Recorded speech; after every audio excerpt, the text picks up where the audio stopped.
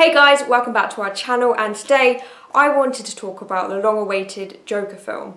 So I saw this the other day and I thought it was bloody marvellous. No, it was amazing. I'm sure you as a viewer have heard how brilliant it was, or if you've seen it, which I'm sure you have, how incredible. Now I can't pronounce his name. I'm dyslexic, so I read it how it's spelled and it's really not said how it's spelled, so I'm going to call him Phoenix, his last name.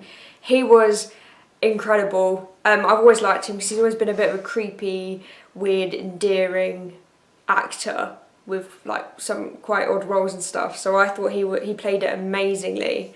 Yeah, I just wanted to address some of the things that were actually really true to society in there. So it's set in Gotham, and the first thing is the lack of funding. So he was abused when he was younger, etc. So he's seeing a kind of counsellor figure, and you can see it's a dingy place, you can see it's low funded, and then they end up shutting it down, and then they just let go. They just let go of all their patients, and he gets lost in the system. There's not even a system there to get lost in, actually, because he gets thrown out. And it shows, I mean, it's very extreme, obviously it does happen, but not everyone turns into a Joker, but how you can manifest in your own thoughts if you haven't got anyone to talk to, or it's so dangerous. And it's like having a cancer patient and being like, cutting your funding, we're just going to stop your treatment. And then you can then it's not going to be good. I mean, I guess sometimes you get people that would get themselves up and get themselves out of the black hole, but most of the time, yeah, they just get lost in the system. I mean, I don't know whether they'd get cut off straight away like that, but yeah, sometimes people only see the counsellor once every month or something like that. So that was so true. And also, let's talk about his character. It was amazing because we could actually, so I did a BA honours in stage and media, so the first thing we learned was never to judge your character. So we first saw the Joker as like in the comics, we never really knew why he was such a nutter. And you just didn't know why, and you thought it was weird and you didn't get it, but it was funny. That's why it was so good, because it was unpredictable. So it was so good to see a realistic kind of growth of how that character became.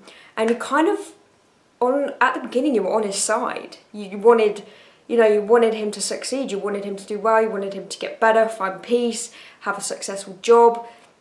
And then you see how he gets hit and he gets hit and he gets hit. And you can see it manifest and you can kind of get it. I got it, like I can see how he became that dark. Oh, that's a good quote. If you live long enough, it's gone. But yeah, you can see how he just flipped, and he'd been hit so many times that he just exploded. And I thought that was incredible to see a journey like that. I love watching behind the scenes and interviews with characters and stuff. He had a big weight loss. I don't know how much he lost, but he lost a lot of weight for that character, as I'm sure you know. And I found it so interesting because I watched interviews on kind of how he did the weight loss, why he did it, how he coped with it.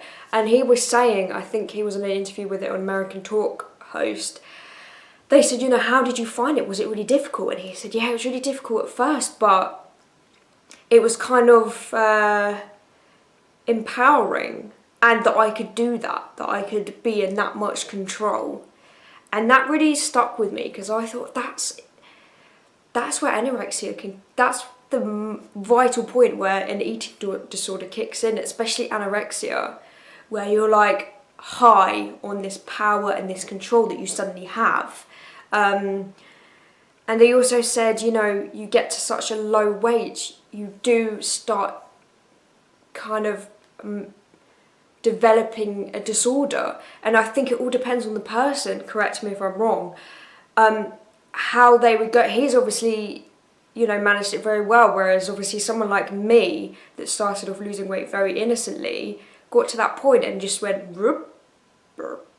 So I thought that was fascinating, the fact that he said that, because that's exactly what anorexia is. It's control and it's empowerment even though it's completely destructive. And one other thing, I think this is what makes movies so good, is it did very much glamorise the baddie, so it glamorised the Joker, kind of glamorised mental health a bit.